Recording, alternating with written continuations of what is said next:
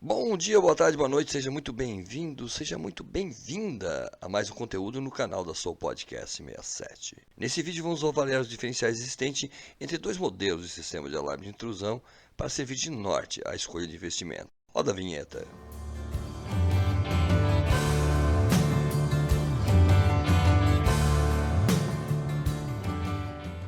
E aqui estão os nossos canais de comunicação, o e-mail, o WhatsApp, o Telegram e o canal do YouTube que você está recebendo esse material.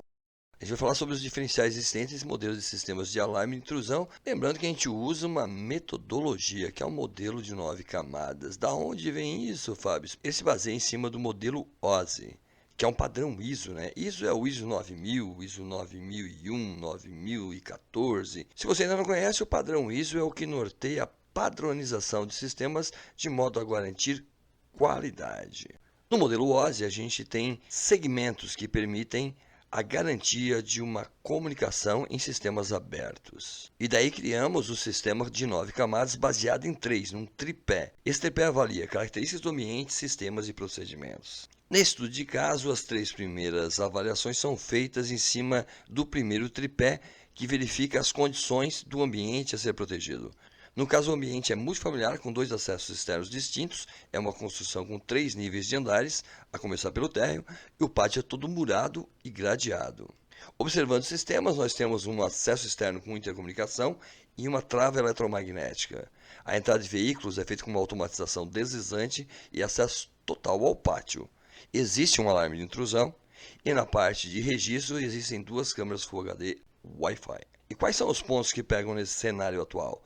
É um sistema de alarme de intrusão que tem déficits e um CFTV que tem poucas cenas de registro. E o que nessa metodologia necessariamente se avalia? No alarme de intrusão, a gente vai verificar a central, bateria, sirene, sensores e quais são as linhas de transmissão. E o que motiva a mudança? Uma ampliação de cobertura de ambientes, no caso mais sensores, a troca da interface homem-máquina, o IHM que a gente chama, que o que está hoje disposto não funciona corretamente, e ter algum dispositivo de telecomunicação, lembrando que telecomunicação é comunicação à distância. Então, ainda com base na leitura local, a infraestrutura elétrica, de telefonia, de internet, modelos de aberturas, análise dos equipamentos existentes, nós criamos essa tabela. Então nós temos serviços e funções de um sistema de alarme, nós temos a central atual e temos uma possibilidade de um modelo um pouco mais moderno. Então nós vamos avaliar capacidade de zonas e de sensores, número de usuários distintos, particionamento, conectividade, armazenamento de eventos, facilidade de uso, monitoramento e atualização de software. No primeiro item, a central atual tem 4 zonas, permite 4 sensores ou mais ligados em série, e até 89 códigos de sistemas sem fio. A central moderna, digamos assim, um novo modelo, ela tem 24 entradas de sensores com fio e 24 registros exclusivos de sensores sem fio. Número de usuários. Na central atual, o limite é 89. Você pode ter um sensor ou um controle remoto para ligar e desligar. A central moderna teria 48 usuários. Particionamento, a central 1 tem 4 particionamentos, é muito bom, mas é um por zona. A central moderna, a gente escolheu uma de 2, é o suficiente para essa infraestrutura, porque a gente consegue escolher individualmente quais zonas participam de qual partição. Conectividade não existe na central atual e a central moderna, telefonia. GPRS vem de General Package Radio Service, ou serviços gerais de pacotes de rádio,